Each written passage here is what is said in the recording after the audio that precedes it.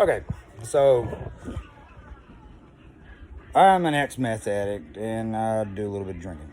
Roughly every other day, I go to the same liquor store, usually, and buy the same thing. Uh, I take the same road to get there. 2 days ago, I noticed that at a cemetery along the way, there was a sheriff's pickup truck leaving right as I was coming back on my way home. That was 2 days ago. Today, on my way to the liquor store to buy my normal a fifth of Incinerator 90 proof cinnamon liquor, I passed by a gentleman who had a what appears to be a Flintstone style club in his hand. He's approximately 68 years old, gray hair, wearing oversized clothing. His not well groomed, and he's holding the stick in one hand. The other hand is raised way high in the air like this. And the car in front of me passed by him rather quickly, I might add.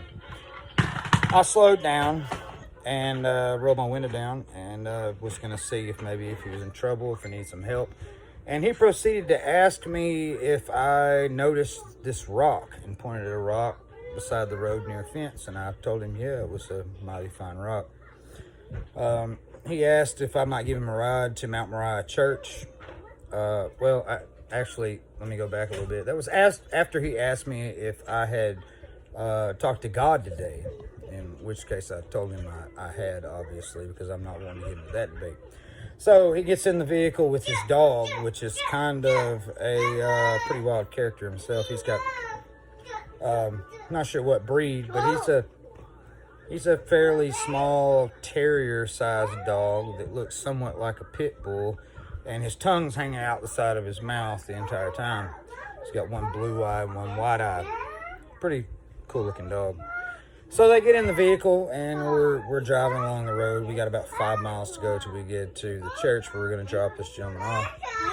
And he tells me how he destroyed his entire home and vehicle with this stick.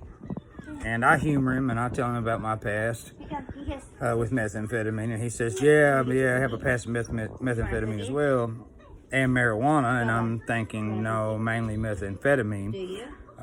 Because he was completely out of his mind. As a matter of fact, he was probably touching the stratosphere.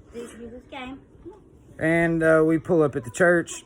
He goes to get out, and he says, will you please call the police on me?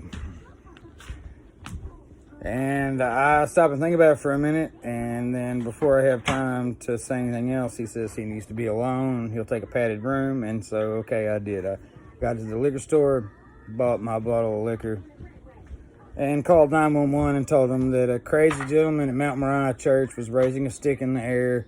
I slowed down to see if he was maybe in trouble, and he tried to bust the windows out of my vehicle with a stick while yelling at me something about Jesus. The police officer thought this was pretty humorous. Said he was going to go check it out. Anyway, craziness follows me everywhere I go. And I'll add another chapter soon to come. Peace out.